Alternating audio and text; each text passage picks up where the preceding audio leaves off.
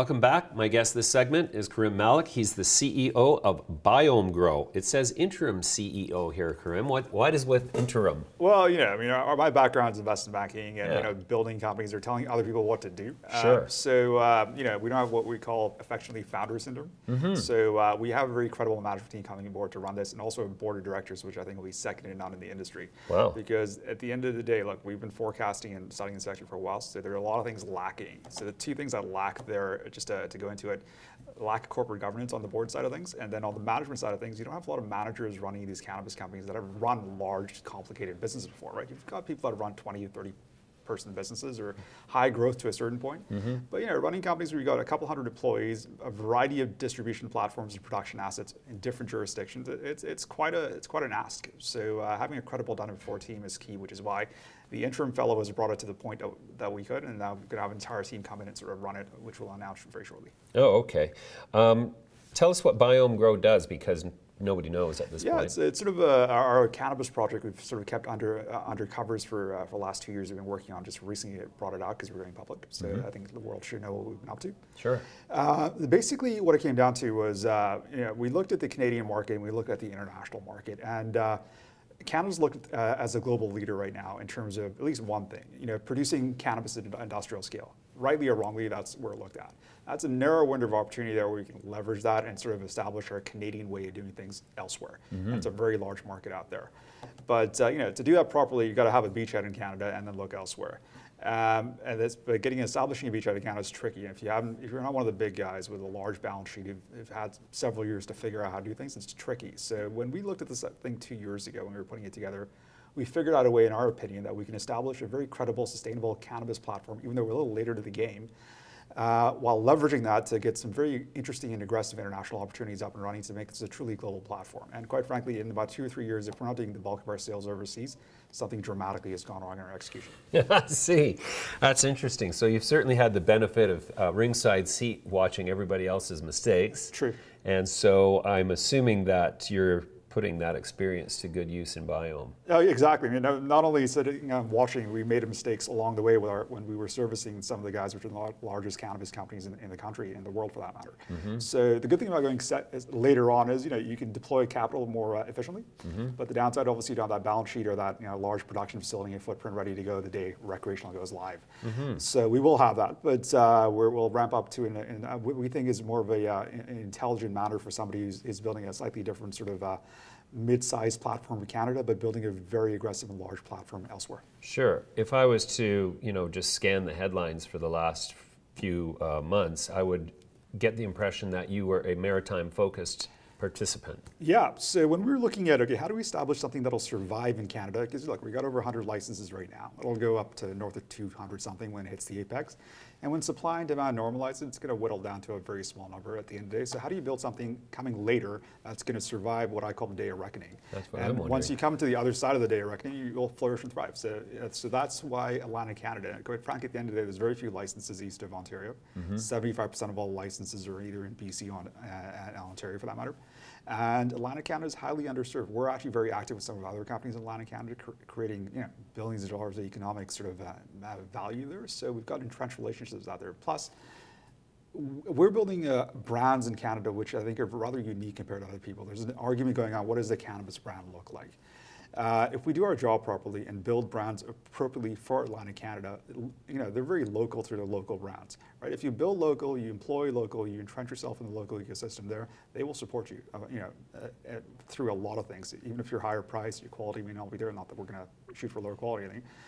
Which doesn't exist in other parts of the country. There may be a few provinces here and there, but Atlantic Canada's region is very, very loyal, particularly in Newfoundland. Ontario is different, right? We will buy from anyone. Couldn't care less. Right. So, cheapest the better. So we're headquartered here because a lot of our senior executive teams would prefer to be based here, but most of our operating assets for Canada are in Atlantic Canada. We do have a production facility under construction here in Ontario.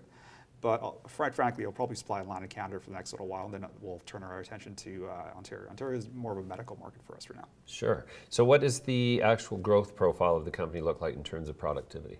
Sure. So we're licensed in Nova Scotia right now. We should be, I think the first company in Nova Scotia to be in a position to actually sell cannabis later on the summer. Newfoundland will be up and running in terms of a license later on this year as well in the second half. And in the next few months, we'll have Ontario licensed as well. So 3 licenses this year. We have 1 right now, and 2 additional licenses beyond that in Canada in Q1 of next year. So 5 in total. Okay, so how much capacity production right now? Right now, it's pretty small. It's small, a 7,000 square foot facility in Nova Scotia, which roughly translates to about 500 kilogram run rate. We're expanding an additional 100,000 square feet there, which is where it gets interesting. Our biggest facility will be in Newfoundland, which is about 168,000 square feet, and that can probably do, the way we're building it, about 16 to 70,000 kilograms a year. Fantastic. Dry product. Sure. Okay. So how much money have you raised? What's the capital structure look like? Who are the big shareholders? Sure. It's interesting. So part of building our local ecosystem is we raised a lot of our initial capital in Atlantic Canada from movers and shakers and influential individuals who can help us down the road in Atlantic Canada. So we raised about $10 million so far, and we are just about raising an additional 15 right now to sort of get us to where we need to go. Once we're listed, we'll do something bigger later on down the road. But if we're good at one thing beyond anything else, we know how to stretch an investor dollars. So with less than $10 million, I think we've built a pretty significant platform here. And the way we did it is we raised tiny amounts as we went along, not to dilute existing shareholders. Because what often happens in the sector is, you need to raise a lot of money to do anything. It's very expensive to build a cannabis facility in Canada. So effectively, when you're ready to actually produce and sell, you've diluted the heck out of your existing shareholders. Your founders and your early investors, they're down to 5 to 10%. So the way we did it, and this is a commitment we made to our investors, we'll build you a de-risk cannabis platform which will survive the onslaught and thrive, quite frankly. But also, you will still own quite a bit of the company the way we will raise money. By the time we're public and trading on a lot. So they own considerably more of the company than a typical cannabis company at our stage would have.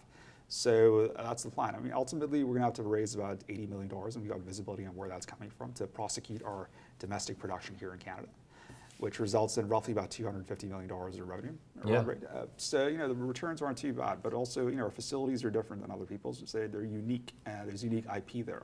We build highly automated facilities. We brand uniquely in Canada. So it's not your run-of-the-mill pot producer. It's we're doing things differently. Wow, yeah. Interesting. Besides the East Coast component, what is it exactly that you're going to sort of try to do differently in the product category?